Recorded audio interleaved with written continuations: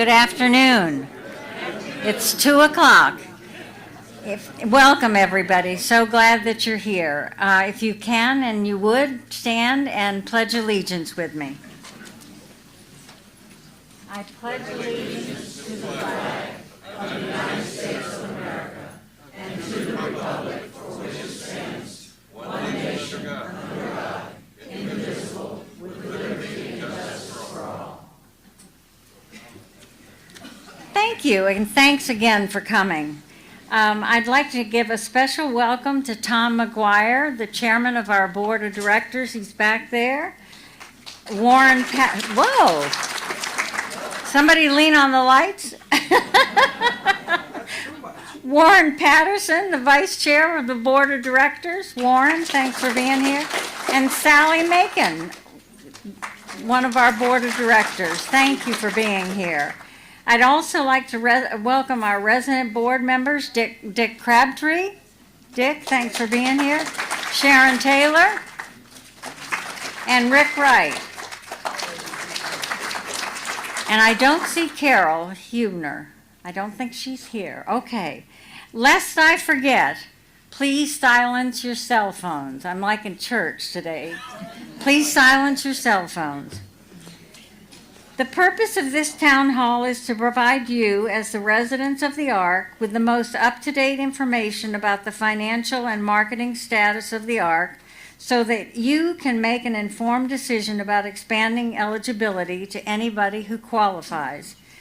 There will be briefings by Terry Jackson, Director of Marketing, Gordon Shoger, Chief Financial Officer, and Bill Klein, the Resident Council Finance Committee Chair, followed by comments by Tom McGuire, our chair of the board of directors. I will be introducing each of them. Let me see if I can do this. Yes. After they make their remarks, there will be a question and answer period. Our panel of presenters will move up front to face the audience for the question and answer period. I'm requesting that we all speak respectfully to one another and listen as each one is speaking. I will then close the session with some brief comments about the upcoming sequence of events in reference to the ballots and your opportunity to vote on this important issue.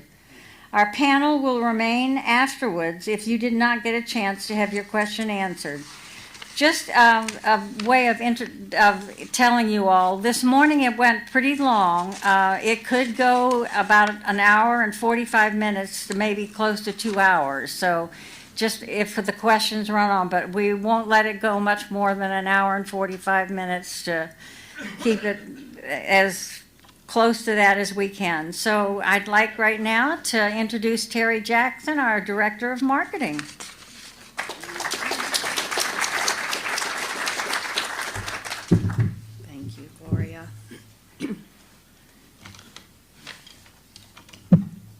Right.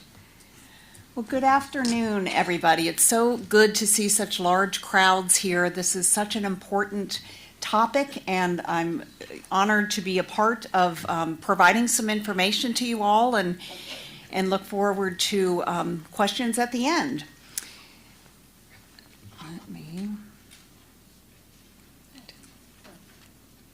Oops. Okay. So I'm still new here. There are many of you that I have not met yet. I've been here just about 7 months. I wanted to give a little bit about who I am so you have some idea. I feel like if I were in your shoes, I would want to know who is this person who's leading the charge with the marketing and sales team here, and is she qualified and is she dedicated? So a little bit about me. I entered into the aging services field 20 years ago. So in 2006, I took a job in this field and have never looked back. I love it. I'm committed to it, and this is where I want to stay until I retire.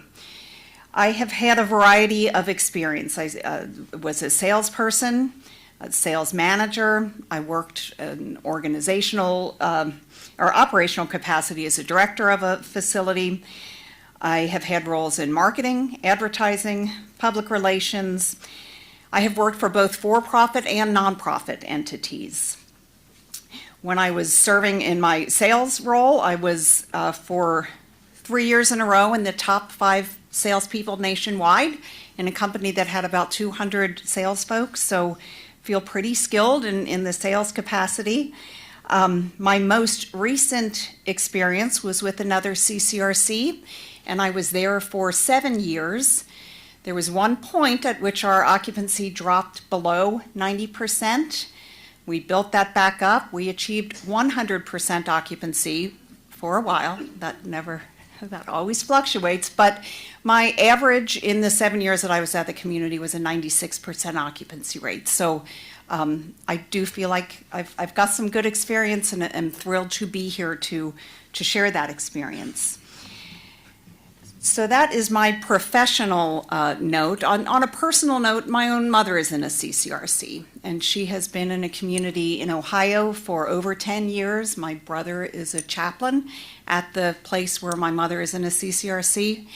I believe in this concept. I believe in it for the well-being of the people who live here, so that there are always levels of care that will support you through the rest of your lives.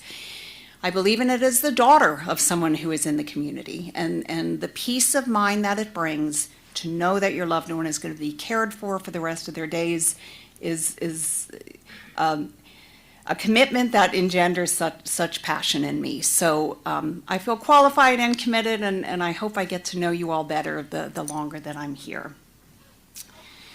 So thank you for letting me toot my horn and hopefully give you a bit more confidence.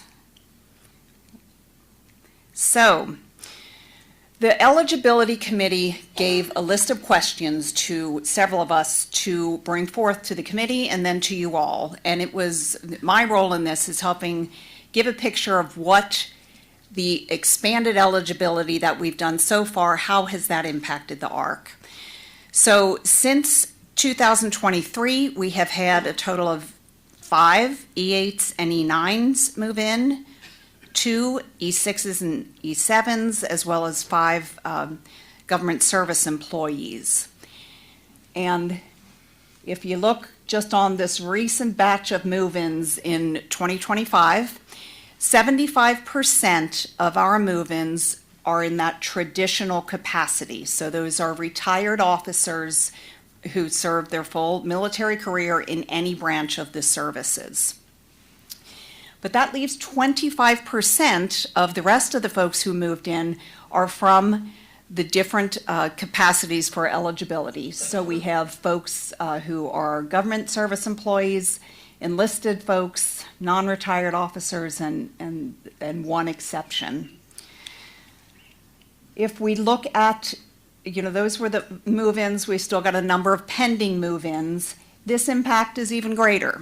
So we've got 63% of the folks who are moving in are in that traditional category, and the number is increasing. 25% of those on the pending move-in list are enlisted members, and 6% non-retired officers, another 6% government service employees. One more slide on what that eligibility looks like.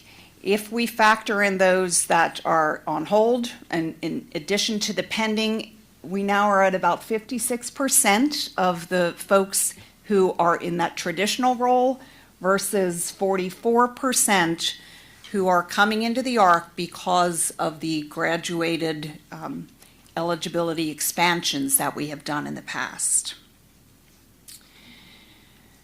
One of the other questions put to me in marketing was, what does census and occupancy in the ARC look like compared to the rest of the country? So this data is from NICMAP, which is really considered the leading expert in statistics for the aging services field. There was a very steady level of occupancy from 2015 until right at 2020. For nonprofit communities, it really ranged between 92 and 93% occupancy nationwide. And then, of course, we had this. Anyone know what that impact was? Yes, as we not so lovingly remember. But yeah, the aging services sector was impacted dramatically.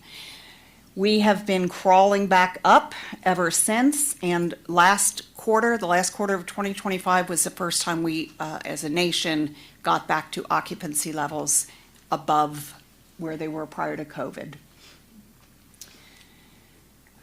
If we break that down a little bit more and look at where ARC is in our different service lines, nationwide, nationwide for independent living was at 92.7. We are certainly inching up. We were at 86.27, up to 87%. So we're moving in the right direction, but we are not where the rest of the country is in terms of average independent living occupancy rates. Assisted living, we're doing pretty well. We are above national averages. Skilled nursing, pretty much in line with what's happening in the rest of the country.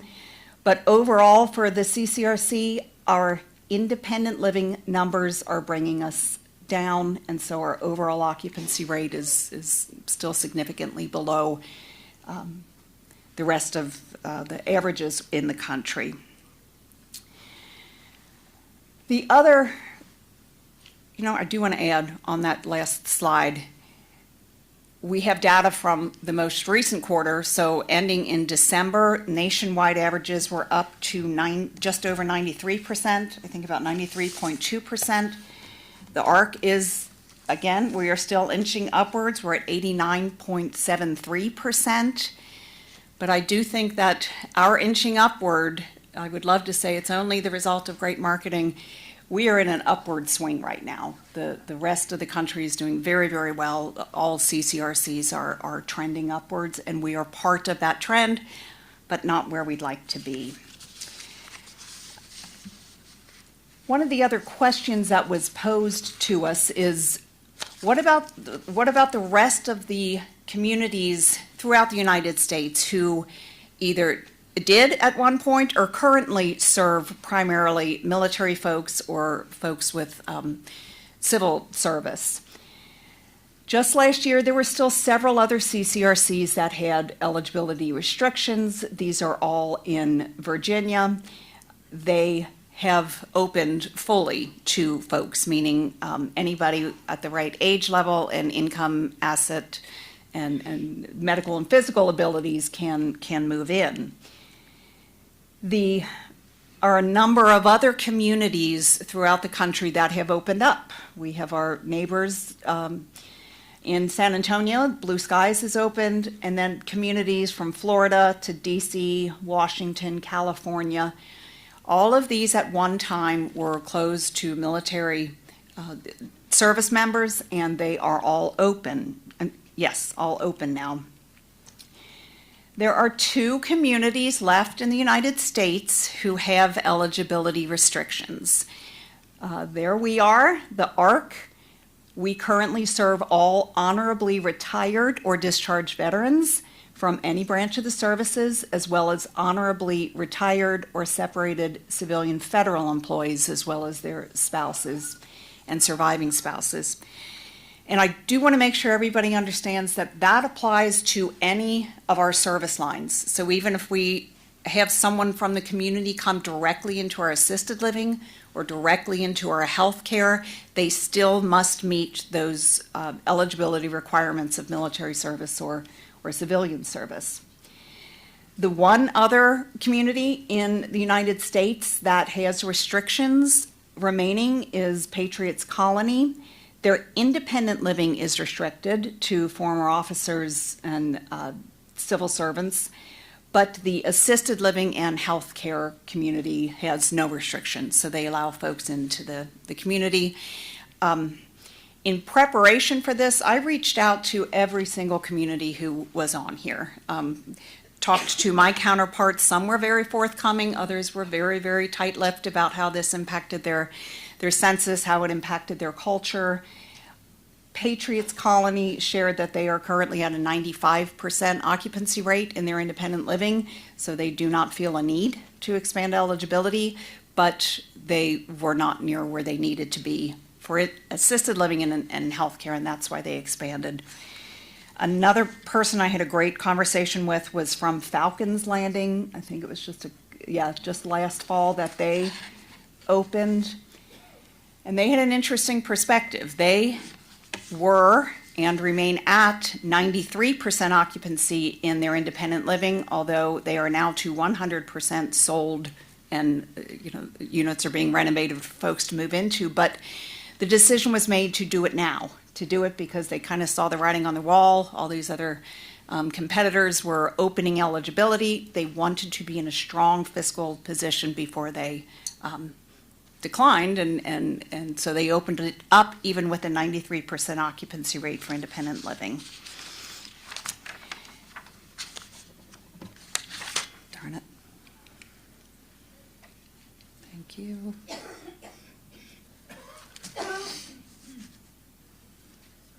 Great, thank you.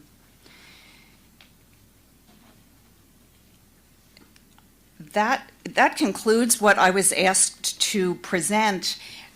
Gloria did invite me. One of the bits of information that I shared this morning that I think was impactful for folks was, I think a lot of people don't know just what our strategic marketing plan is. And so I'd like to share a little bit of what we're doing, just so you kind of have an idea of how.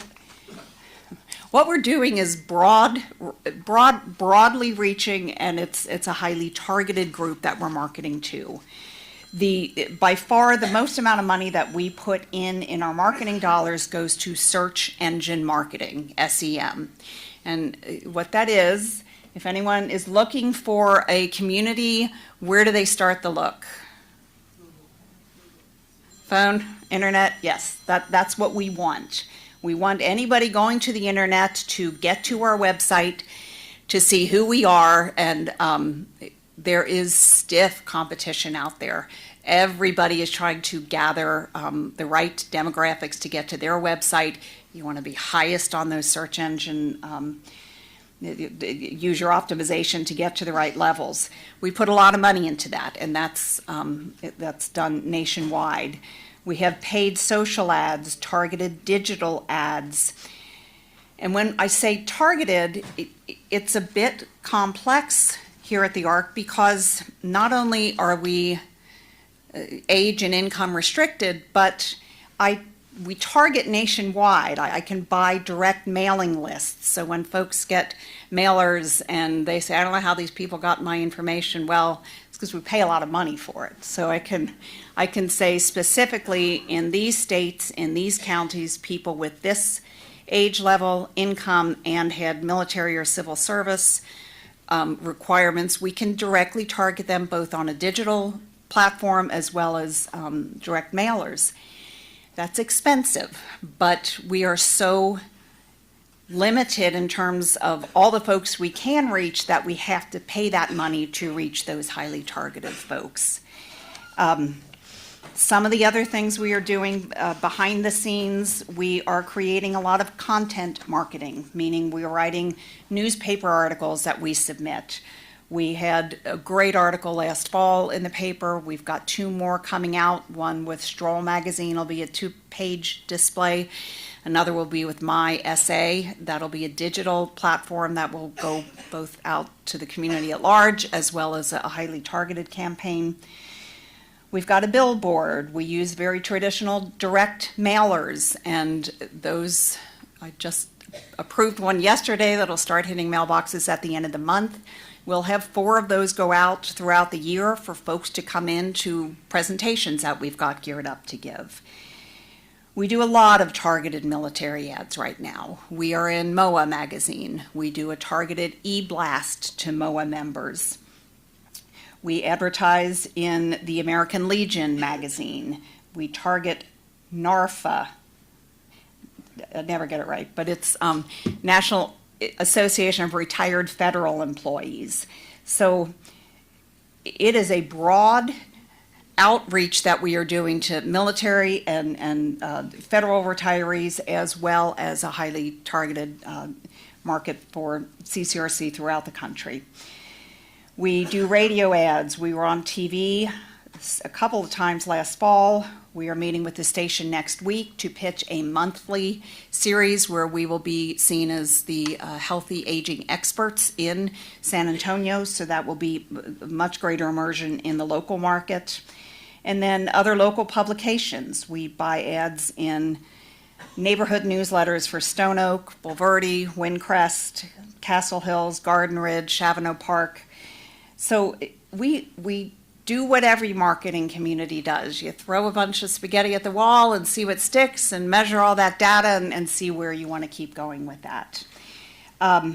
We are really committed to working harder to bring the community in to the ARC. So many people get here and say, this is the best kept secret, which it is. It's a beautiful, beautiful community. As a marketing director, I hate that it's a secret. So that is my job here, to get the word out better. We are inviting outside groups in. We will have MOA here 3 times this year instead of 1 like we have traditionally done. We've had the Military Affairs Committee here. I'm a member of that Military Affairs Committee that go out and meet with them monthly, as well as variety of chamber events and TPR mixers, and just a really holistic approach to target market and then immerse ourselves in the local market as well. So probably exceeded my time, but thank you all very much, and we'll be available for questions.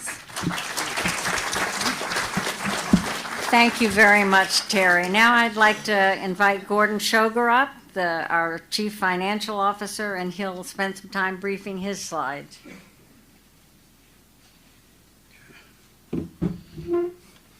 Thank you, Gloria. Let's see if we can make this work correctly. It didn't work so well the last time. I had a few technical difficulties, but a full crowd. I appreciate that, and I'm glad to be here to represent the finance office of the ARC. And I've been here about 9 years. Almost 9 years now, and before that, back to 30 years ago, I've been in senior living, various sundry companies, national, Texas, and it's a nation too, but and all the way across from operational roles to finance roles. Typically, I'm the guy doing the budget and then explaining to people who don't want to hear about the budget. I've had a little bit of experience on that, and we'll start out with some information about the ARC, because we're all here because of what? The ARC. And we're all here because we're concerned and we're worried, maybe that's too strong a word, but we want to know about the future of the ARC. So just some frequently asked questions, FAQs, that came up in this whole discussion, and these are the same slides that were presented to the small group of the eligibility committee that met a few weeks ago. So what's the big picture here? Total independent living units is 448. So 1% occupancy, and we talk about percents, and those are nice numbers to know, but for that really means 4.5 units, roughly, pretty close. And then operating rate defined, and we talk about that quite a bit too, with operating expenses over operating revenues, and that's a ratio. So if it's over 100, we're spending more than what we're taking in. Now, for a company like us, that's concerning in the short term. It's very concerning in the long term. But personally, that's kind of a problem when you have more money going out of your bank account than what's coming in. So on a personal basis, you want to keep that under 100. Also, with a business like this, you want to keep it under 100. Life plan community operating rate for sustainability is a big mouthful of words.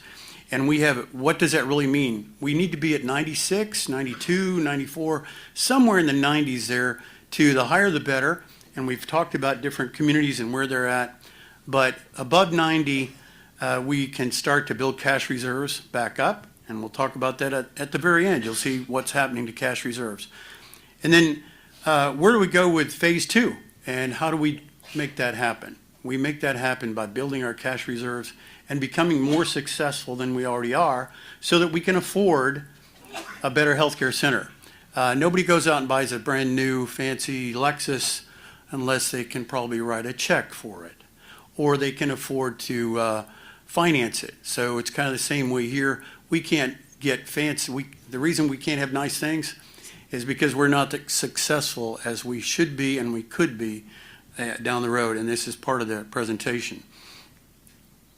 Another metric that people talk about, mainly me, I guess, but days cash on hand is out there, and it's, what does that really mean? It's how much we have in reserves, how much money we have in the bank. Some of it's in frost, invested in stocks and bonds. But the reason it's used in days cash on hand is because okay, it's 29 million, but what does that mean? We have about 40 million in revenue in a year. What that means is we could pay all of our expenses for 271 days, and then we wouldn't have any money left, assuming that there were no revenues coming in. Now, I can't see how that would ever happen in any situation, but that's a metric that's used throughout the senior living industry. Next slide. Another FAQ. What happens to the entrance fees? Well, if we collect enough money from our entrance fees, and we're budgeted for 38 this year, I think we're going to beat that. We're looking at maybe we already had 25 in the bank as of half the year, so extrapolate that out, it's pretty good compared to a budget of 38. But that means that the train keeps rolling at the same speed that we're at now, and we're pretty good. We've got our pedal to the metal right now in marketing everything that we're doing. But those entrance fees come in. In years past, those entrance fees were sufficient to pay our bills, to pay our bond and interest principal, because that's the main place where that money goes. It goes out, and we have to pay those bills. And so clear back to 2020, you can see where did we have to draw from our reserves to make those payments? We really don't have a choice on those payments. Those payments, we either pay them or our bondholders are real unhappy with us and lots of bad things happen. So we have to pay those bills. But so out of the money that's come out of Frost, you can see over years, it's about almost 15 million compared to 39 that went out for the bond payments. So most of the years, or some of the years, I guess you could say that we're pretty close, or we're right there with being able to pay those bills out of our entrance fees, but not every year either. Now, the other thing that doesn't show up in this slide is the fact that the Frost account, those investments grow. So it isn't like we're just drawing that money down and then it's gone. It's growing every year and has grown quite well under Frost management. Next slide. I think I talked about this already. It's 271 days cash on hand, which means we could pay all of our bills for about 271 days with no revenue at all. So I'm not sure how that would work, but that would be a very serious situation, obviously. Another question that comes up, it's actually, I just keep going with these same slides with FAQs, but where does everybody go? Okay, they move in, then what happens? Well, some folks move through the continuum. They move to assisted living, they move to nursing. Other folks move even further away. They pass away. And then there's other folks who have left the ARC. For example, in the last 6 months, we've had 5 people move out, and we did the research on that. Debbie keeps close track on what's happening with those folks, and every one of them moved to be closer to family.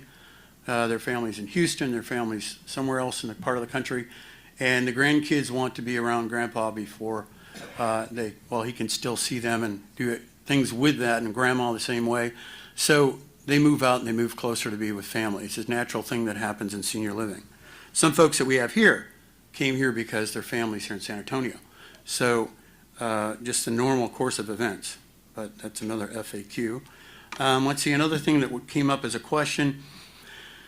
You know, part of this equation, the 4% and 5%, well, what's that really mean? Well, it means that if we can grow occupancy, if we can maintain a high in the 90s, that will release some of the pressure that we've seen recently, and y'all have received that pressure, mainly from somebody in the finance office who's standing in front of you right today, with the 5.8%, 5.8%, 4.5%, 4.8%.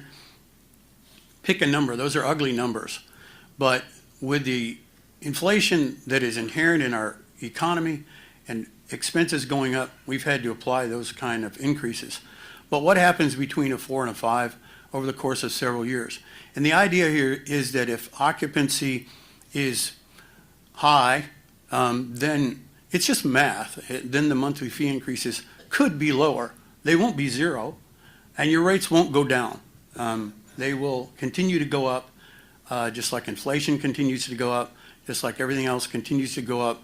But as we've seen over the last few years, that rate of increase can either be It's okay. It's 2 or 3% with a general inflation coming out, numbers from Washington, or it can be really painful, where it's 6, 7, 8, 9, like we've seen recently. And all of you remember, I remember years in the past, the Reagan administration, the Carter administration, when it was much higher and extremely painful and pretty much ground the total economy to a halt. And the same information basically in a different graph.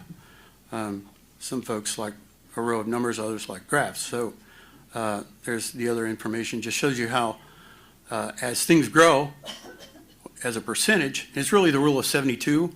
If you divide 72 by the percentage rate, it'll tell you how many years it takes for the whatever investment or expenses for that number, for that amount to double. Okay, what do we do here? We are a life plan community, and as we've talked about at different places, but a lot of times in assisted living and independent living and nursing, people kind of get zoned into what's happening in their own life, and they don't realize, excuse me, I get dry. They don't realize there's so much else, so many other things going on in this community. Debbie has over 200, 240, or 260 activities. Lori, way beyond anybody else in the country. We are like the poster child for activities in independent living. But what about assisted living and these other levels of care? We also care for everybody out through the continuum, memory care, and those are all important parts of our business. If you look at it from strictly numbers, typical skilled nursing is going to struggle to break even. A lot of nursing homes all over the country are closing, have closed in the last few years because they just can't make any money. And so that kind of shuts them down. A lot of the CCRCs, even now in this country, locally, across town, they closed one of their, we won't mention them by name, Blue Skies, but they had to close. They didn't have to, they didn't ask me, but they did close one of their healthcare centers. You suppose they did, why did they do that really? You think because it costs a lot of money and they were looking for ways to save money. They've also done other things which we won't talk about, we won't even consider doing. But unmentioned people, unmentioned communities, we wouldn't talk about them. Okay, even though I did. So what do? We have all these other levels of care, and my point being, not all the revenue comes in from the folks in this room. There's assisted living and there's nursing. And one thing that is really helping us currently is a really high census, as Terry talked about, in assisted living and nursing. And those folks are paying, and but like I said, it's nursing homes struggle to break even. Assisted living, on a good day, you can make a little bit of money, and then independent living is actually where the profit center is. I'll just be honest. That's why all the way across the country and all the way San Antonio, across town, wherever you want to look at it, companies are building independent living communities, and they're calling them, I don't know what they call them, but they're 55 plus. They've got all this amenities for seniors, but after you need more care, then you have to go somewhere else. It's just a place to live, basically, where you pay a lot of money. So, and they get big entrance fees, different things, but I'm not sure how that model works out for the recipient, for the resident. It works great for the companies building the buildings. Anyway, so that's our business, and just a little bit of background on there. Then where are these people, and who are they? And who are they? These are about 600, and then another 116 or so, 100, what would that be, 114, 118 other places on the campus in different levels of care. And we have good ratios here in that we have a high independent living census and occupancy then compared to our other levels of care, so that we don't have to reach out. We do reach out from time to time and bring in outside residents right inside of our occupancy, right inside of our requirements, but primarily the feed into these other levels of care are from the people in independent living, and that's the best model that you can have for a CCRC. And we talk a little bit about revenue and where that comes from. And we talk about entrance fees and monthly service fees, ancillary fees. Everybody in here probably has paid one or all three of those first ones. And then you've got assisted living, private nursing, Medicare reimbursement that's been real strong in recent years, up to about 29, 30. We used to run 2, 3, and 4, but we've got a much stronger nursing program now, and folks move through the continuum and enjoy the Medicare TRICARE reimbursement paying for their care. How that looks on a graph, because sometimes that's better. A pie chart, yes. We have obviously independent living with the lion's share of that revenue, and then other pieces coming to play like we mentioned. We have expenses, of course, salaries and benefits, bond interest, utilities, food, all those other things that it takes, primarily labor here.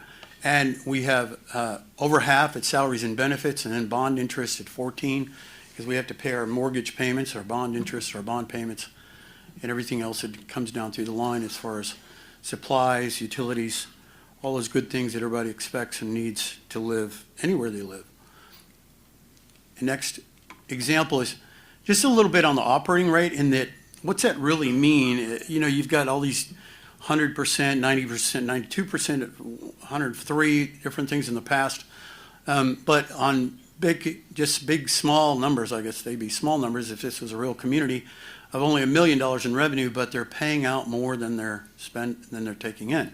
So their expenses are $1.05 million, and so their operating rate, then the math is pretty straightforward at 105%. And that's where those metrics come from that we report out. I'm getting ready to send out another Emma here in a couple days, and I just have to say I think it's going to be one of the better quarters that we've ever had due to the marketing efforts and the entrance fees coming in. Inflation history, you've seen this before with it's my special slide for the budget presentation that makes everybody cringe. And you can see what inflation has happened over the last few years. Thankfully, it's come down. It cycles, just like it did, like I said, in 1980, it was outrageous. And 18, and it took it several years to kind of squeeze its way out of the economy. And those are pressures that are still coming to bear on the expense side for the ARC. As you can see here, a segue into this next slide. The red line is the red line. It's the red line, the rate increases that we've had over several years here, 5.8, 5.8, 4.8, and what that did to our revenue. The top blue line is our expenses, as reported out on the yearly reports, as audited, as going up to 25% higher than they used to be, whereas the revenue is at 17%. And I know this is real personal, because who's paying the revenue? The folks in this room. But on the big picture, the expenses are outpacing the revenue, and that's the long term that we have to deal with. And what happens, though, across the country? I had a gentleman after the first meeting tell me that, well, look what everybody else is doing. Why don't we do those higher rates? I won't tell you who he was. But he said, we're not raising our rates enough. And I said, okay. And I'm going to have you're going to do the intro to my budget meeting in June for me. And I'll just segue into whatever that rate increase happens to be, because one of the residents said that we're just not raising rates high enough. Like I say, I'm not going to tell you who he was. But you can see what happens other places. Now, let's think about this. We are lower than those other numbers, national, local. Those folks are open to everybody, you know. When they do marketing, they're doing it with a shotgun. Shotguns, plural. Okay, 12 gauge, double barrel, single lot. I mean, they're doing marketing to everybody. You see it on TV, all right? We can't do that. We are SEAL Team 6 with a sniper. Oh, there he is, and he's moving, and we got, okay, went behind a rock. Okay, what do we do now? Well, we come around here with geofencing, right? There's other things where we can get on the other side of that target, and get his attention, her attention, and they might choose us. Meanwhile, everybody else shooting with shotguns. So figure that out. And also, we have to catch that person way off over there. Shotguns, you know, they're up close and personal. And I'm sorry, that's just, I made up that analogy, and I just seem to like it really well. Because, anyway, so I'm tooting my own horn, okay? I can make an analogy too. Metaphor, whatever it is. Somebody will correct me afterwards and tell me what that is exactly. So the next slide. So what's happening here is we've got our entrance fee sources, our revenue. It's really a big picture, sources of revenue and then outflow. And at the top, you can see, you know, the entrance fee is a big one, and then operating gain, that's profit over expenses of what actually happens here, boots on the ground.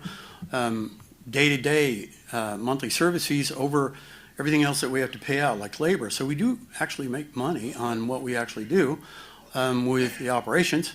And then investment gains, hopefully will be 6, maybe more if the stock market, keeps hitting new highs. That helps us. But then on the other side, we have unit turnover, because we have to get someplace for these folks to. We've got to refurb the new units for people to come back in, and then capital improvements, which this is a small number compared to many what we've spent over the years. I should have done a slide of that. Steve has brought this up in his presentations. The millions of dollars, some in just this building, of the infrastructure behind the walls, the water lines underneath the building. What we're working on right now is the chill tower pipes to the chill tower and back. And all those different expenses have been millions of dollars that we've reinvested into the community. Then, of course, bond interest and principal. Well, where does that leave us at the end of the year for 26? It leaves us 40, if everything goes according to plan, which of course it will not go according to plan, but 42,000 less in our bank balance. That's about half of a day's cash on hand. That's a grim picture, I'm sorry. But it's what could happen if everything goes according to plan. And we planned hard. We planned on 38. What did we have last year? We had 22 last year, entrance fees, okay? So what happens with an entrance fee? Well, about average right now is about 321, and then we've got turnover on the average. Some are more, some are less, to get that unit ready from maybe somebody's lived there 30 years. And I don't know, but I don't want it. My wife would not move into a place where somebody's lived there for 30 years and without significant upgrades, okay? So we have to be able to market that. We have to show that unit to new people coming in and compete with all these other folks all the way across town that either have newly refurbed units or sometimes they have brand new units that we're competing against. So we have to bring that up to standard. And the other part of this that can come into this equation is a lot of times people, it averages about 56,000 of resident paid for upgrades that residents choose, and they pay for them. Now, sometimes there's marketing incentives of 5,000 or 10,000 from the design studio where you get something extra when you move in, something new, something better than what's already there. But so many people actually, on average, about 60K, 56 in their range of new folks who pay for upgrades to their unit. That all takes a little bit of time, obviously. So what happens then on this equation is on that one move-in, we get 115,000, and that's about 1 day's cash, because 1 day's cash is 109. So entrance fees can build days cash on hand. Just a little bit of history. The rate increases, like I say, you all have seen those and felt those in your pocketbook. I've had the pleasure of presenting those every June, and that's one of my special times of year, yes. So we have those numbers up there for your enjoyment, and then also over here on the operating rate, and you can see what happens. Even though we raise rates, even though we cut expenses, and you've seen the slides like from Cindy and her department cutting how many hundreds of thousands we've cut over the course of the last couple of years, still there's a loss. And so the math is not that hard. It's monthly service fees times occupancy. And so occupancy is the one lever, one of the few levers. There's not that many levers in this business. There really are not. You can cut wages and your people all quit. You can raise rates to your cohort, to your residents, and they don't like that. And you can't do more than what you have to keep that as low as possible. You got to compete with other people on their rates. But occupancy is the one lever that we have left to pull, and that's why we're all in this meeting today. Can we pull that lever? Can we pull it harder? So this is operating rate and projection. Clear out to what's budgeted for this year. I think we'll beat that budget. Every year since I've been here, we've either matched or beat the budget. But the budget is a theoretical number. These are real numbers where we've spent more than what we brought in, and the operating rate's over 100. This is the budgeted census. We're out above that right now, but you can see how that is expected to grow. And like I say, this is a plan, but reality is actually better than that right now. So what's the history? We're stuck in this 88, 89% groove in independent living, assisted living, and SNF have come up over the years that people have aged and gone through more people gone through the continuum, but we stay right there in that 88, 89. And truthfully, we need to be in the 90s and for not only sustainability, but growth, and to be able to afford things like phase 2 in the healthcare center. This is new entrance fees all over the board. You can see where we've had strong years, we've had COVID years, we've had some more strong years in the middle, and then we had 22 last year. I just have to say, if we were looking at another year like that, we'd be having meetings, but it wouldn't be this kind of a meeting. I know that sounds ominous, but it's the truth. We were having a great year, and it's a recovery year, and we needed that, and we have to have it. But it's not a future unless we can sustain it. So we have bond debt. And why do we have bond debt? I mean, people ask me this every once in a while. You go back to the 2016 bonds, they're at the bottom, and what's the story behind that? Well, the 2010 bonds were sold to finance lakeside development. That's about $60 million out there on that. It's been paid down some. But then in 2016, that was all done in 2010. In 2016, we refinanced the bonds and got we saved about $600,000 a year on interest, with lower interest rates, obviously, as interest rates have come down globally. We were able to take advantage of that. In 2018, the same story, but a different bond, different amount of bonds. Those bonds in 28 stem from the 2012 bonds. There's always a history here, but the 2012 bonds were from cost overruns on Lakeside as well that amounted to about $29 million, and had to borrow the money to finish the project. So that came through, and when I started here in 2017, I looked at that and said, well, okay, that's great and wonderful, but those bonds are really low interest right now, but they're variable rate bonds. Now, if you understand what that means, you've got a variable rate mortgage, that's really good when interest rates are down. Now, when interest rates go up, that's a real bitter pill to swallow because you're stuck with those higher rates. So what we did in 2018, we refinanced those at one of the lowest points ever. For that type of bonds, we were able to refinance them and lock in the 2018 rates, a little over 4% for those bonds. Now, 22 financed everything that we're looking at, this whole room, all the floors in high-rise, 46 units, 46 apartments and legacy cottages, and all that work that was done to bring this from the past into the future as far as the way we look. That's part of our marketing.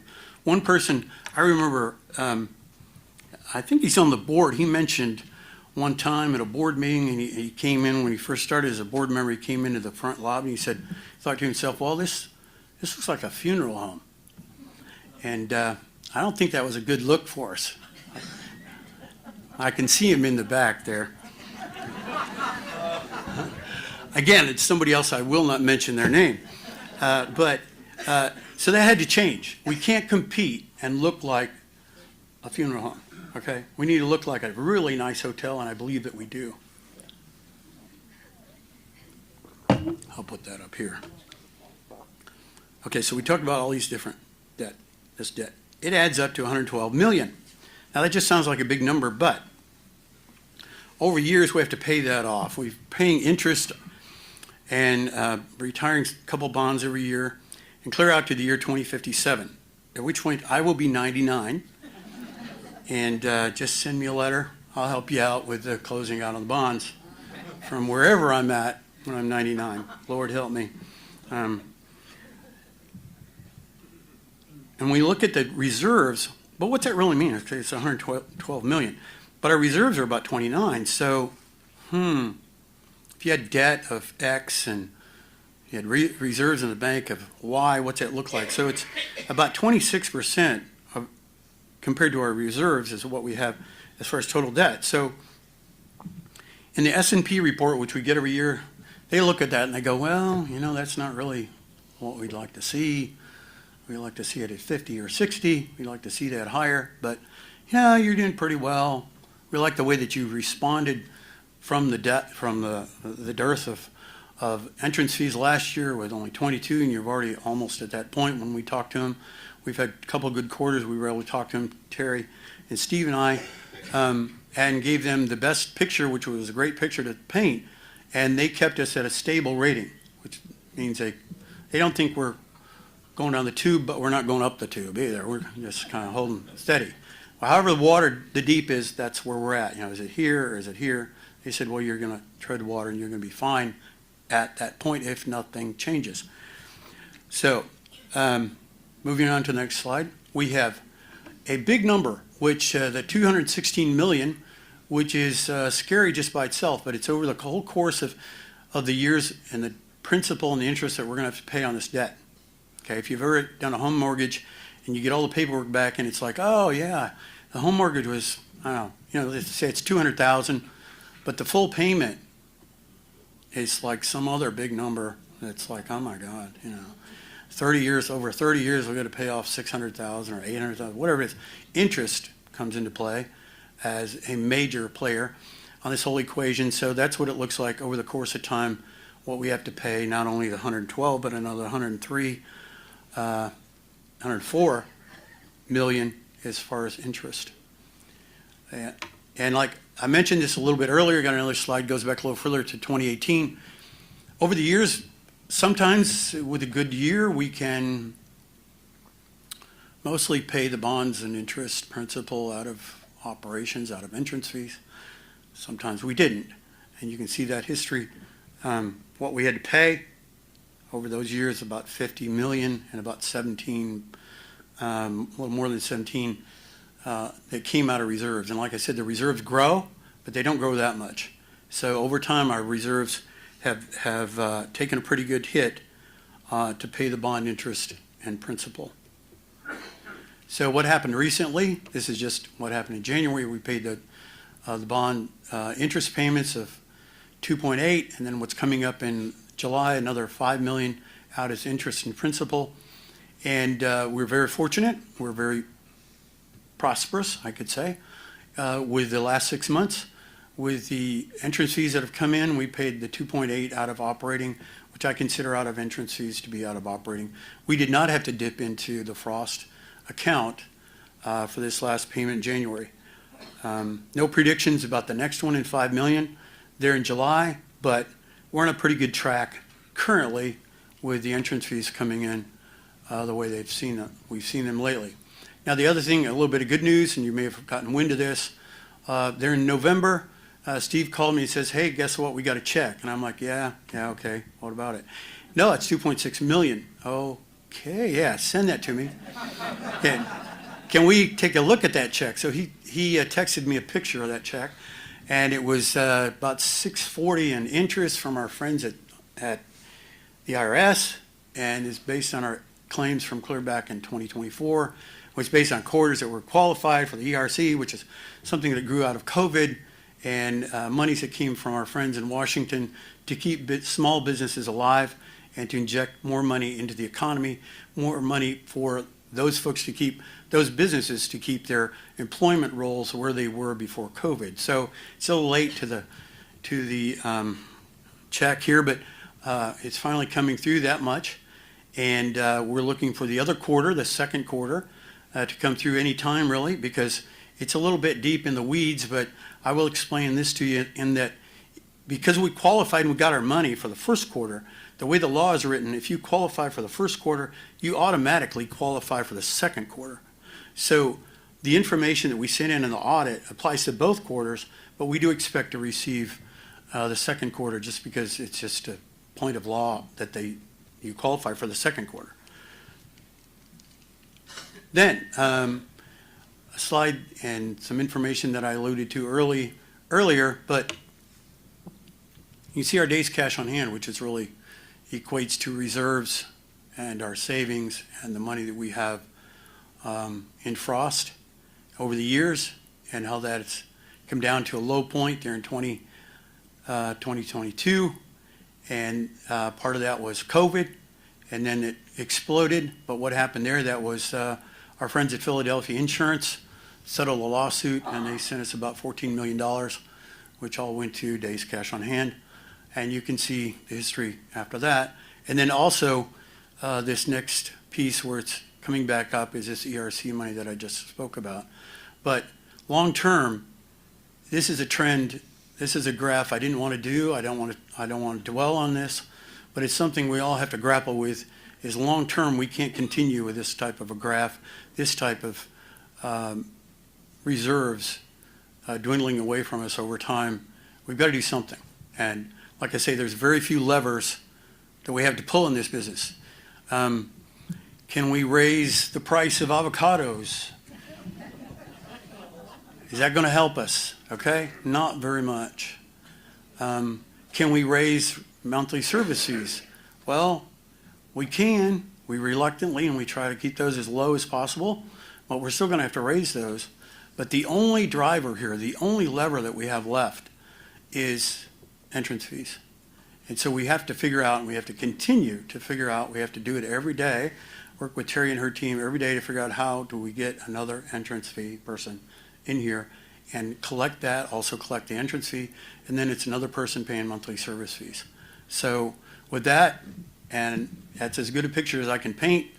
I'm not Renoir, but it's more of a Sam Pollock kind of a thing. But anyway, so y'all get that, I hope, and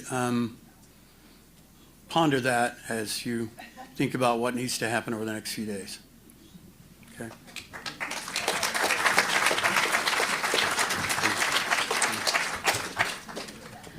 Thank you very much, Gordon. Our next presenter will be Bill Klein, who is the chair of the Resident Council Finance Committee. Before he comes up, I just want to mention that the Finance Committee is a committee that's part of the Resident Council, but their opinion, and he will voice an opinion in his remarks, is not the opinion of the Resident Council as a whole. It's of the Finance Committee. Bill.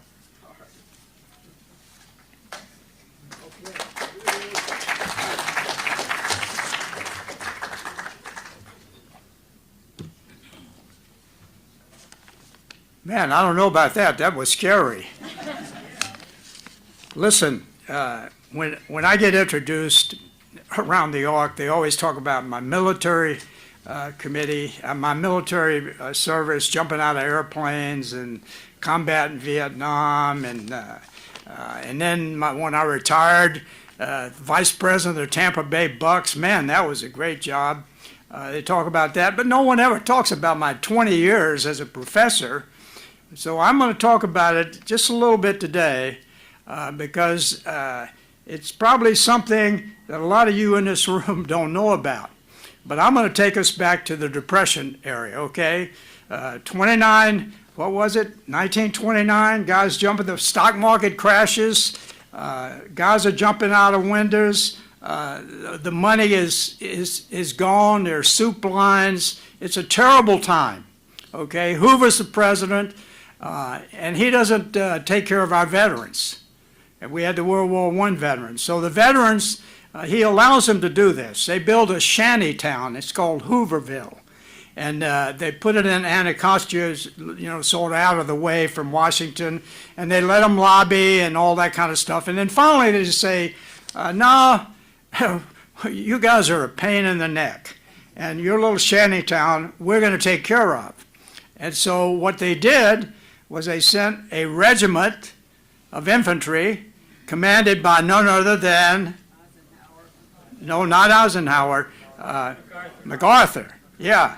And then they also sent a Cav regiment, and in that Cav regiment was a battalion commander named George Patton. And so those guys were charged with burning up and cleaning out Hooverville. And they did that. And can you imagine this? You're in that unit, and you got to go and against service people, your friends, and you got to drive them out of that place. And they actually killed some. And there were about 100 people injured too. But I'm just setting the background for that. Then what comes along is a guy named FDR, and he runs for president, and he says, what I'm going to do is I'm going to fix the national debt, okay? I'm going to have we're not going to spend more than we take in. So he comes in, and about a week after he's in, he sends a bill to Congress, okay, the Economy Act, okay, of 1933. And the Economy Act did a lot of things. It reduced the salaries of all military people. And that really hurt a lot of people who lived in expensive places like Hawaii. My in-laws were there, and I've heard the stories. It wasn't good, but what did he do to vets? 50% reduction in veterans pay. Man, we'd be in trouble. Think about that. We'd be in trouble in the Ark too. But 50% reduction. So that did not sit very well with the veterans. And so as a result of that, they rang the Capitol. I mean, you talk about January the 6th. These guys rang the Capitol, drove the people in Congress out of town for about 10 days, and wouldn't let them come back in. Well, why am I telling you this? Okay, I'm telling you this because our national debt now is pretty bad. When I started teaching, we talked about the national debt, and it was a little over $5 trillion in 1997. When I retired in 2018, that national debt was $21.5 trillion. Today, that national debt is closing in on $40 trillion. Now, let me tell you something. One of the things that I taught my students was, and this is from every good economist, when you have fiscal policy, you can lower taxes, okay, you can lower interest rates, you can raise them depending on what's going on, but when you get a national debt that is way over a certain percentage of your GDP, I don't care what you do with the fiscal policy, it doesn't do anything. Now, the good news is our economy is really booming. And as a consequence, I don't think the government's going to take a drastic action. But I just wanted to have that history picture of what can happen. Now let's talk about the Finance Committee. I've been on the Finance Committee and I've enjoyed it. And the Finance Committee was put in place. Wade Taylor and George McCall got together and decided that you needed to be informed of what was going on with the ARC finances. And that was a great thing they did. And so the council, my boss there, the council put into effect a finance committee. And the first, I think it wasn't the first, but she was about the second, but Deanne Busick, who had a lot of experience in banking with Frost, was the chair. And she was really bright. And I will tell you, about 2020, they wrote a letter. And this began the series of looking at eligibility committee. And she has some, Deanne was pretty sharp with her words. She says, "We are bleeding cash. Financial assets dropped $4 million between 9/30/18 and 9/30/19. Okay, so she's waving the red flag, okay? And she said, without the funds generated by increased occupancy, the financial shortfall will be made up primarily through above average increases in the monthly maintenance fee. And, you know, where else? Where else are you going to go? So that began the series of, as I said, eligibility. And I won't go through all that. You saw it, how they marched and got the occupancy rate up from that low point. And then we had the big build out. How much money did we borrow for the construction? Yeah. Yeah, about $41 million. So we borrowed that money and we built this, and the smooth-talking Brian, the guy who was running all that building, said, when we get through with that, you're going to have a 93% occupancy rate, and everything is going to sail smoothly. Well, everybody bought all the renovated places. They snapped them right up. But the problem was we had a lot of places that weren't renovated, and so our occupancy fee hit that 92 and then started down again. And then last year was a horrible year. we had to pull $8.5 million out of reserves. When you do that, all right, you do that for 2 or 3 years and you used up your reserves. So here we are now, and we had this meeting of the Finance Committee about, I don't know, 3 or 4 months ago, which started this, and we looked at the finances, we talked to Gordon, we just weren't getting there with the occupancy rate. We get up to 87, fall back, and then move a little bit further, and we weren't getting there. So we talked about this, and we looked at some of the places that had opened up, and like Falcons Landing went to 96%, okay? And when you do that, it gives the management a lot of leeway. They can do things like the healthcare center. That's extra money. They can do the healthcare center. And then this morning I got booed. Here's the thing. It's not gonna reduce your monthly fee, but what it's gonna do when you get to that 96% rate, is gonna keep it from jumping 5.8. Okay, it's gonna allow management to keep it at a reasonable point. Now, we had a couple of guys stand up this morning that came from Air Force Village and talking about the culture, and the culture has changed. Well, listen, Air Force Village, I think, is a special case. They've had an open outfit for almost 25 years. And it's helped their occupancy rate, but Air Force Village had some other problems. We don't have those problems. In all these places that have opened up, the culture hasn't changed, okay?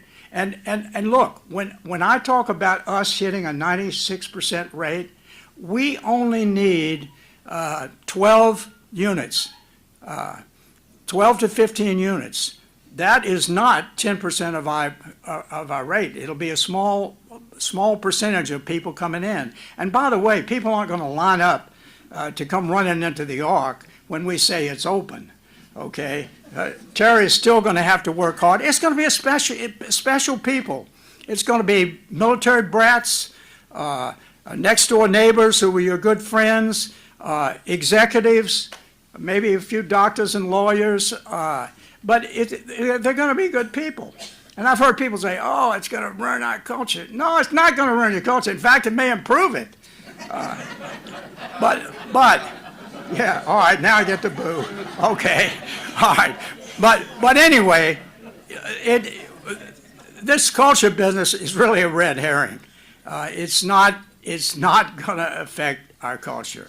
But we need to, the only place that we can get well is with the occupancy rate, and we really need to open up the Ark. Thank you.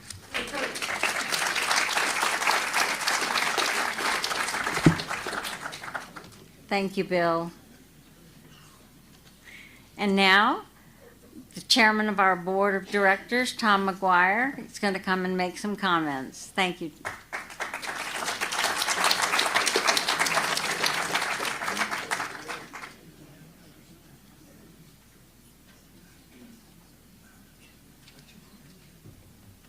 I don't have any slides, so I can't mess up this computer at all, so we're in good shape there. The first thing I'd like to do is to thank you all for being here today. I know you have other things to do with your time, but this is an important topic, and I'm glad that you're here and along with us. I'd also like to thank Gloria Magruder and Dick Crabtree and their wingman, Steve Fuller, who led this effort. I mean, they were the ones that took the brunt of comments and everything else. All you who fell asleep, hi, I'm Tom McGuire. So, and they took the brunt and they carried the torch forward, and that tells me that this topic, you've heard it from every speaker so far, is one that is, what is the future of the Ark? When you take a look at your board of directors, our job is to look out 15, 20 years to make sure the Ark is still here, still functional, and still moving forward. That's a long time to look out. We all agree with that. So when we look at something like that, we're going to have people who don't like what we do. They're not going to like the way we put forth new initiatives and such. And this is one reason why we have you here today, so that you can give us feedback on what you think we should be doing. So I have two topics that are always on my mind when you take a look at what Gordon had to say here. Gordon looks at it through the eyes of days cash on hand. I look at it the eyes of, we have reserves of $29.5 million. We have a debt of $216 million. It may say 112 as far as the principal, but we have bonds, and they have a par value, and we have to pay those bonds, and we do not have the resources to pay them down early. So we're going to pay $216 million. Divide that 29.5 into 216 million, and you can see how long we could run if we had a year like we did last year with 22. We also talked there that $6 million had to be withdrawn from the reserves so that we could cover the bond debt. What we didn't talk about was we also had to withdraw another $1.5 million from the reserves because we had to buy the chillers. And the chillers cost $1.5 million. So in reality, we took $7.5 million out of our reserves. The history of the reserves. From July 1st, 2018 until June 30th, 2020, I was the board treasurer. I worked with Deanne. I worked with Phil Mallory and a few other people. And we saw that we had a set of reserves, but they were going one way. We were taking money out of the reserves. We weren't putting any money back into the reserves. So when you take a look today at the $29.5 million we have, $14 million of that came from the lawsuit settlement. We don't have lawsuit settlements every single day. The ERC was $2.6 million. So roughly $17 million in a round out area is what we have because of events that happen that normally don't happen. If we didn't have that money, we would have $12.5 million in reserve. Think about that with $216 million worth of debt. The other thing is the pool of eligible military is going to continue to shrink. How many of you here served during the Vietnam era or your spouses served during the Vietnam era? During that time frame, we had 3.5 million in military uniform. That was our strength. Today, we have 1.3 million in a military uniform. So the retirement is going to be a lot less. And then you take that 1.3 million and you take a look at the population from E1 up to O10, and you can see that not everybody's going to be able to afford to come into the Ark. They just can't afford it. So that shrinks it even further at that point in time. Today, with the 1.3 million, our market continues, our competition continues to grow. We have about 19,000 for-profit, nonprofit retirement communities in this country today. And we have over 30,000 assisted living in this country today. That's all competing for our dollar. It's all competing for what we want to bring in here and the personnel and the criteria for the personnel we want to bring in here. These have to be taken into consideration. So, you know, people have asked me, is the board bound by the results of the voting you're going to do? No, the board is not bound. The board is a separate entity.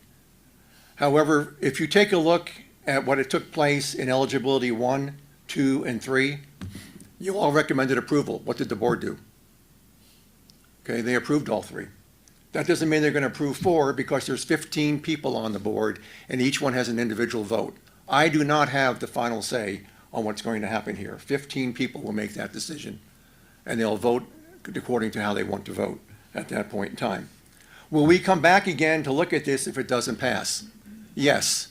It could be 6 months, 7 months, it could be a year or whatever. Because our job is to ensure that we have the resources to maintain the Ark at the standard you'd like to maintain it. And it's not cheap to do something like that. And so we have to take a look at the big picture as we do that. Also, during the committee meeting, the eligibility committee meeting, it wasn't in their charter, but they did vote. And they voted to say, we ought to look at changing the name of the Ark. Well, that's a lot right now. So when I got that information, I appointed a 3-person committee to take a look on doing the due diligence of what will it take to change the name of the ARC legally, financially, marketing, and any other area, and to give that report back to us in the April or the June meeting. My time here at the ARC on the board ends in June. So that's going to go to the next person. I am not, and I'll say it again, I am not changing the name of the ARC. So if you go out in the hallway and somebody says we are, I'm not doing that. However, I want to give them the background so that you all can have the conversation and that you can get it from educated background of what it takes to do something like that. Is that the answer? I don't know. I don't know if it's the answer or not, but it's out there. So the only thing I am asking you to do today is to vote. When it's time to vote, please show up and vote. And that's all I'm asking you to do. So thank you very much. Now yours. Thank you very much, Tom. At this point, all of our speakers are going to come up front, and it's time for questions from our audience.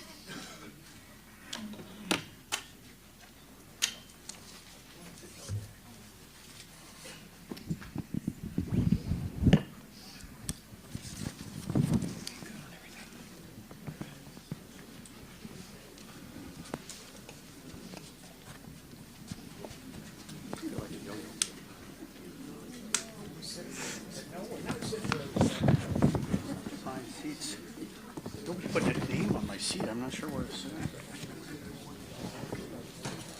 Hi there. Okay. I think this is possibly Gordon and Terry both. One of the things I noticed on your pie chart, there's nothing about the rental income that was presented a couple of years ago. And I don't know if that's an ongoing program, what sort of money that brought in, or what it's currently bringing in. Whoever can answer that. And from the other side, on that same chart, I noticed that the numbers and the percentage of the previous eligibility that we just voted on a year or so ago has more than doubled in every category for the E8s and E9s, the civil servants.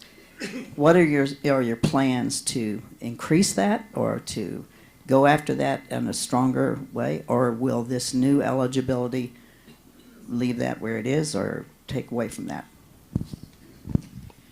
Do you want to talk about rental first, just to give the prices? Yeah, I can talk.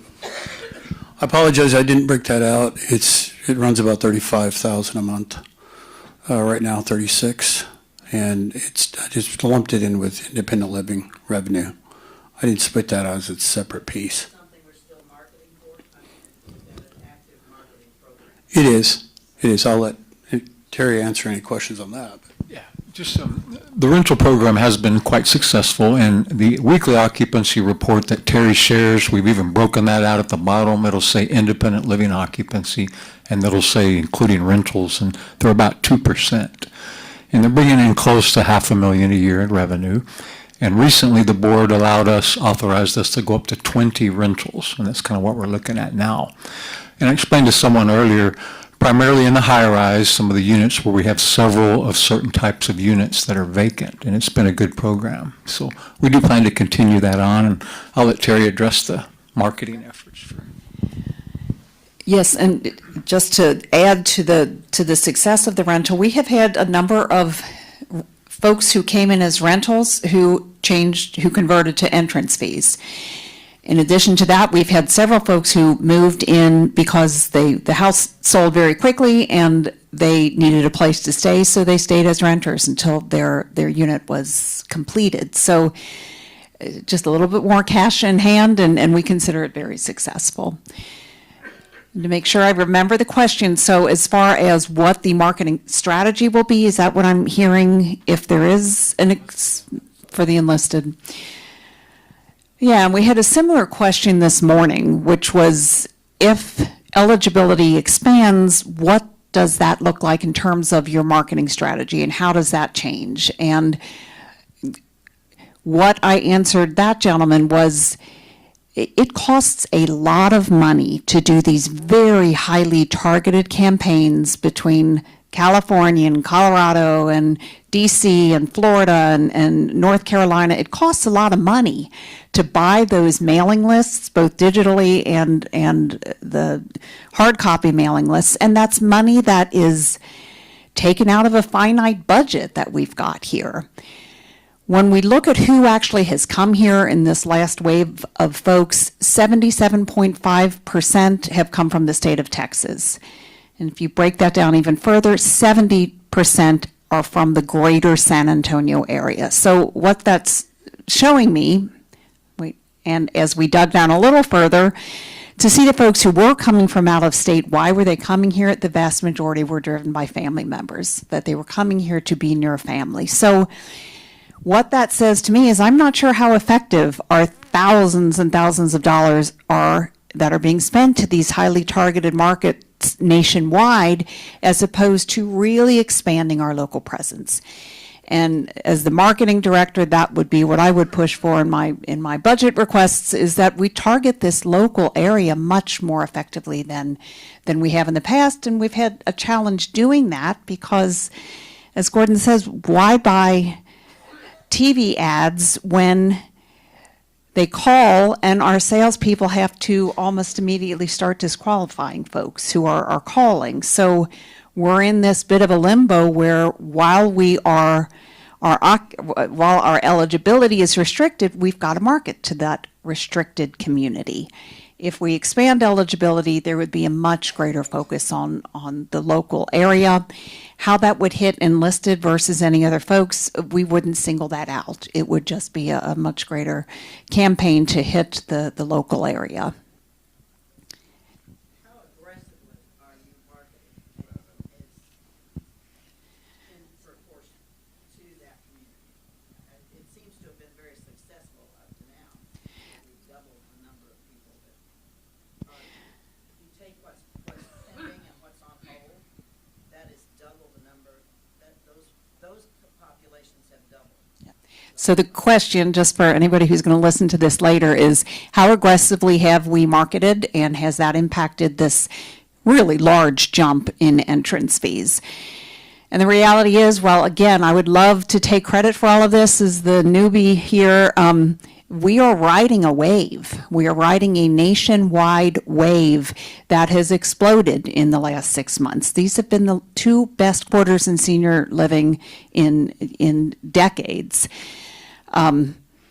So we are recipients of that. Are we really continuing to refine our marketing? Absolutely. We've brought on a PR consultant, which was a fabulous investment. She started at the beginning of our last fiscal year. She's a former news broadcaster. She's got us involved in a number of radio, TV, newsprint campaigns. We're about to meet at the studio next week to pitch a monthly TV campaign where ARC will be focused as the leading experts in healthy aging. So we have so many ideas, and as Gordon said, pedal is to the metal for our strategy, and that is important. And it's also important to realize we are riding the wave the rest of the country is. That wave will not always be here. It ebbs and flows. We are in a huge upswing right now. When that upswing happens, everybody sees it. Investors see it. As Gordon said, more and more communities start to get built. There will be more and more competitors, and we have to consider that as well. I think we have another question. Go ahead. You've referenced several times this morning and other times that the net worth of the people applying to come live here should be approximately triple the size, the value of the unit they want, and that their monthly income should be double what their monthly fees are. Is that institutionalized anyway? I guess I'm just concerned that someone's going to sue us. When you turn them down, they're gonna say you didn't want them for whatever reason, and if those kinds of expectations on financial strength are not institutionalized, I have concerns about that.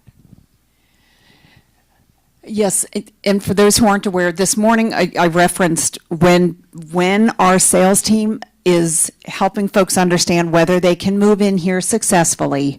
We look at what their entrance fee would be, and we want their total assets to be at least 3 times that amount, as well as their monthly service fee should be, their monthly income should be twice what their monthly service fee is.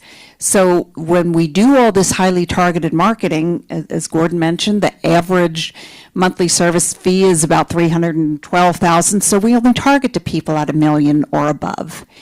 There's nothing wrong with requiring folks to have both financial ability to be here as well as medical ability to be here. What we cannot discriminate are the standards in fair housing: race, creed, gender, all the others. So we are very careful in making sure that whoever we talk to, we are open and welcoming, but they must meet our financial and medical criteria to be here. Terry, I'm the optimist. So you need 15 people basically to hit the 96% thing, 15 units. So do you have 15 units, and do you have a variety of units that if when these 15 people walk in the door tomorrow, can you place 15 people? Yeah, we have over 40 units currently available, everything from studio up through very large apartments. And you do make a good point. As you sell more, there's less inventory, and sales does get a little trickier at that point. We're not at that point yet. We are at the point that we're asking people to start clearing stuff out of some of the units that have been used for storage because we have people wanting to see them. Was there more to it? Okay, we got a question here. Thank you. The numbers he's quoting is to get to 96%, we would need 27. What the master of all finance is saying here is that it's not, the number isn't 15. We need 27 to make that kind of leap. And that would mean that nobody moves out. So if I could ask for your help here, will everyone please stay put? No one move on to assisted living or health care or be called early. There will always be people moving through the continuum. That's why we're here. And so we are constantly selling to not only fill the units, but get above the number of people who are moving. Yes, my question is, if something like this happens and people do say yes, is it possible to wait maybe and revisit it in a year after? I mean, you guys are doing an amazing job. Maybe we're on a wave, but you guys are doing such a great job in marketing, and you know, could we wait just a year or so to put that together? We do understand that change is hard, and we do understand that a lot of people do not want to see this happen. However, if you look at any successful corporation or any successful university, they made the changes while things were good. Because if you don't make the changes while things are good and they're bad, then you're at the mercy of the system to make that change. We're not at the mercy of any system right now, financially, medically, or otherwise. So the going's good, and it's good to do that right now. I have a couple of comments. One, I don't think you should include Blue Skies in your list of CCRCs because they are no longer one since they closed skilled nursing, and that is why we're here. Their name does not belong on a list of CCRCs, and they are not our competition, number one. Number two, people think the culture will change when people move in from the civilian economy. Blue Skies, people complain that it changed. Well, they didn't have a strong culture there. We have a very strong culture here. Look at any performance here by any group. We, the national anthem, we stand up for Pledge of Allegiance. We're crazy about wearing our red, white, and blue on those occasions. This is a very, very patriotic group. I can't see that a handful of people that are on the outside are going to bring us down. Another point is just because they're not in uniform or have never worn a uniform does not mean they're not patriotic. Does not mean they're not as excited as we are to be living in the United States. I think that they will not hurt our economy or our whole population here. I do not think it'll drag us down, but they may very well keep us afloat. My comments.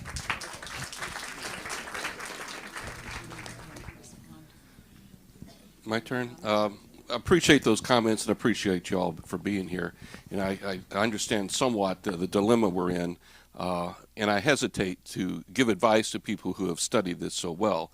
I just will talk to my own red herring. My own red herring is I came here and looked only here because it was a military culture, because of the reasons you just cited.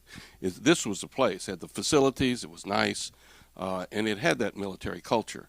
I know my daughter and son-in-law, neither of whom have served, would love to be in a place like this. Once again, they're used to that culture, and they would love to be in a place like this, if not this exactly, and maybe this exactly, but they're ineligible. So I can see you want to be able to spread out and who you can have here, because the reason for saying no, but my reason for saying yes is because this was not the Army residence community, but a military, Navy Federal Credit Union open to everybody too. I was in the Navy. So when I understood it was open to everybody, I said, well, this is great. And these Army guys and Navy guy, neighbor, they're great. I mean, I don't think it's a red herring. I would hope in your studies you would look at why did people come here when they can afford it and all these other reasons, but did they come here because of that? And will we be diluting the reasons why people come by opening it up to people who don't come for that same reason?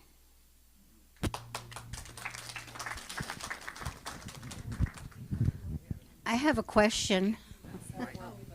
Someone else have one? I think they're going to make a comment. Yeah, is it on? Okay, neighbor. Listen, when I said a red herring, I mean you hold. I'm not saying we don't have a great culture. We do have a great culture. I'm saying it's not going to change. And I got a son-in-law who worked for USAA and was an executive at USAA. He wasn't with the military, but he sure did help military and was around them all the time. And my daughter, obviously, is an army brat, so they'd be perfect to come here.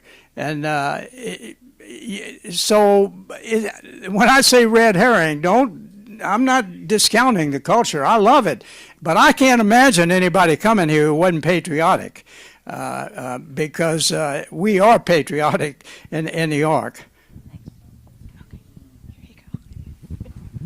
I'm just wondering what's happening in healthcare that I'm wondering what's happening that the two person rooms are becoming single person rooms. They don't really have enough two-person rooms, to my opinion. So that's my question, what's happening? Yeah, in healthcare, as of today, we have about 57 actual residents, and we have 91 licensed beds. So it comes down to private room management, and the team is working on that. When you have most residents wanting a private room, then that reduces the availability for others. But it's a successful problem to have, that people want that, and we have that kind of demand. But we do have the ability to regulate the number of private rooms to meet that capacity. And, while I'm up here this morning, we didn't really get into, we talked a little bit about culture, but, we spent a lot of time through our strategic planning efforts to define the values of the ARC, why people come here, residents and staff. That resonates with everyone. And there's those 7 values of commitment, compassion, communication, integrity, trust, teamwork, and service. So we feel like other eligible prospects can have those same values. And myself personally, I don't think people that disrespect the military are going to come here. There's a little thing called peer pressure, right? So I think the people who are going to come here are going to embrace it. They're going to be military brats. They're going to be those that have an appreciation for our country and patriotism. And the last thing somebody asked me to address before this meeting started was, if we open eligibility, will you have to be a U.S. citizen to move in? So the answer is it's the same as it is today.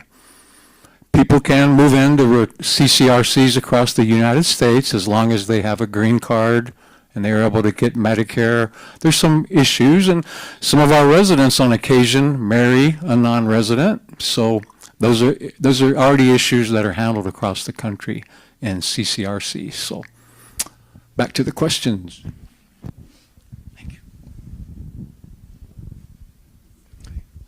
Good afternoon. I'm Paul Tressa, Antietam Street Rep. I attended this morning's session. I didn't get a chance to talk because I was deferring to a lot of the questions that the people had, and I waited till the end. A couple of comments I want to make. I've been here 2 years, researched for 3, got on a wait list, and looked at 7 other facilities, and I chose to be here for a lot of reasons. The key thing we're trying to understand and get across today is, do you vote yes or no? That's all it is. You're going to get an envelope with a yes or no. Do you want to open it up? Do you want to keep it the way it is? Tom McGuire alluded to this morning. This is not the last vote. You can vote this down, but all you have to do is look at the sheer economics of it, look at Gordon's slides, look at the outside population and places like Bella Vita that are drawing people away from here. I lost a recruit for Brandy because that 2-star general signed up at Bella Vita. I lost one to Corpus because that person signed up at La Viera. We're in a competitive market. We have to stay competitive. Number one, what Tom said this morning, and hopefully you heard it, this is not the last vote. The board controls how this place operates. They have a responsibility to keep it fiscally solvent. I think if you vote it down, you're going to get the chance to vote again. We have to maintain financial stability. We can't continue on the downward slide hoping for IRS payments and other payments to keep us afloat. So you got to look at the economics of it. The second important thing that I've heard from my residents and from others is the military aspect. I served 40 years. I came here largely because it was military, but I got to look with my wallet. When I came here, it was $4,600 a month. Now it's $7,800 a month. I budgeted for the long term, but I'll run out of money if this keeps up. You have to look at how we can solve the economic problem. Are we going to dilute the culture? Is the culture going to change? I don't think so. It would take an awful lot of us to pass away and an awful lot of people to come in before that culture shifts to a civilian population. It's going to take a long time. I think we'll all outlive that. So we should be looking, I think, at what's the best thing for the ARC. That's all I've got. I want to thank Bill Klein and Tom McGuire for their attendance and for what they had to share with us.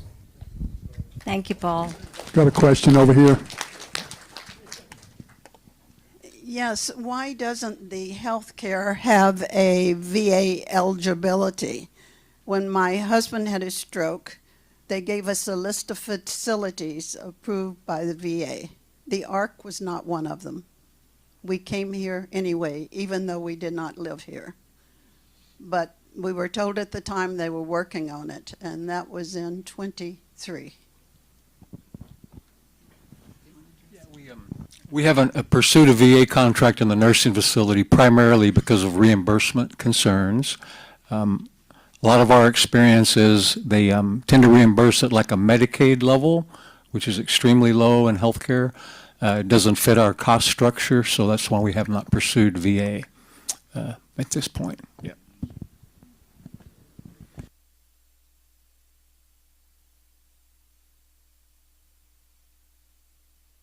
If there are no more questions, oh, okay.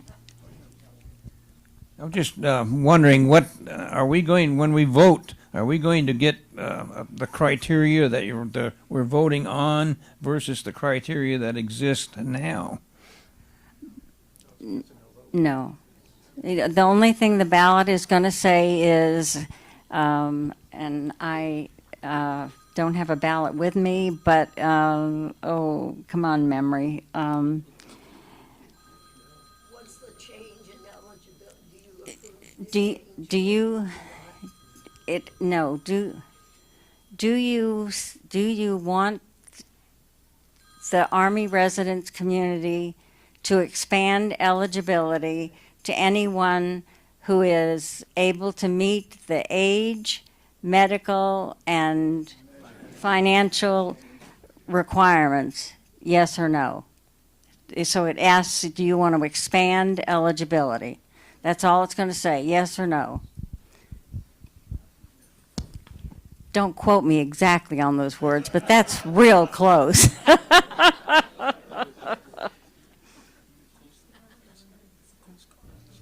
Okay, I have, oh, What are the physical eligibilities? Yeah, the question, what are the physical eligibilities? So anybody who applies here fills out a form that asks a number of questions about their physical well-being. They also have to take a form that we give them to their doctor to have the doctor verify that they are capable of living independently. And then when we get those, and there's one more part of it, they take a cognitive test, the mini mental status exam, to be sure that they have both the physical and the cognitive capabilities to live independently. Once we get that paperwork back, 4 of us review that. So I review it, our healthcare administrator reviews it, Debbie, the COO, and Steve. And sometimes we have powwows about, this one's close, but it looks like this spouse is acting more as a caregiver to this person who may not work out independently, but can we help them? Can we put a plan in place for them so that caregivers are present? Or, we try to be accommodating within reason. Hey, Terry. Yes, sir.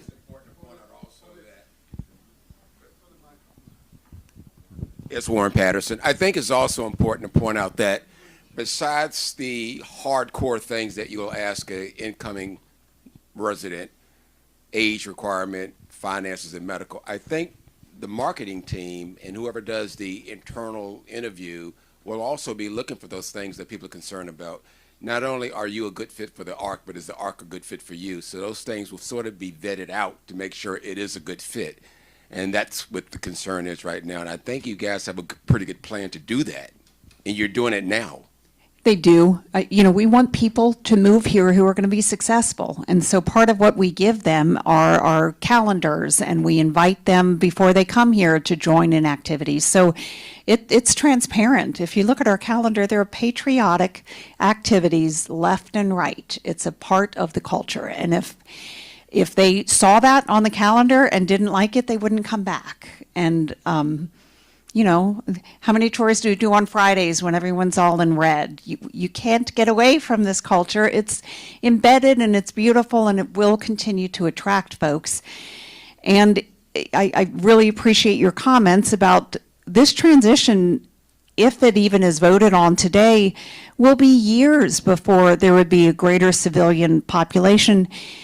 And what is San Antonio's nickname? Military City, USA. So when we can expand the money we put into our local advertising, we're hitting a lot more military retirees. I was going to address Major General Patterson's comment. Not long ago, we actually turned down an incoming resident because they were not demonstrating the ARC values as far as the incoming application process, and so we ended it and invited them to live elsewhere. So we do have that process in place. We don't like to do that. We're very accommodating and trying, but there is a limit. So. Back to you, Ms. Gloria. Well, okay, if that concludes the question and answer, I have a few closing comments. Oh, that's okay. Oh, all right, okay. Aw. There we go. Hey. Okay, ballots in blank envelopes will begin being passed out tomorrow by your resident council primary or alternate representative. These will not be placed in your mailboxes. This is a yes or no vote only. No comments will be recorded if you put a comment on your ballot. It will not be recorded. Only independent living residents are to vote. Return your sealed blank envelope with your ballot in it to the person, the primary or alternate, who gave it to you no later than noon on Monday, the 23rd of February. I want to tell you that there will be on TV and on the portal coverage of the town halls as follows. Tonight there should be, and I think I'm right. It's going to be on the portal tonight. Is that correct? Yeah. And it'll be on the portal tonight at 7. It'll be on channel 1890 at 7 tonight, and it'll be on channel 1890 every day starting tomorrow, these hours, 10, 2, and 7, every day until the 22nd. So that's channel 1890, and it's at 10, 2, and 7. And it'll go through the 22nd because your ballots are due in on the 23rd. So there's lots of time. I want to just go back to the eligibility to expand to anyone who meets the age, medical, and financial requirements.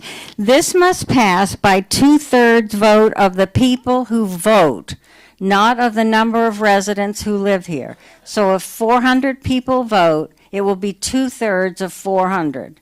I just want to make that clear. I want to thank our panel very, very much for both the town halls today. I want to thank Dick Crabtree and Steve Fuller very much for helping along the way. And I want to thank all of you all for coming. Thank you so very, very much.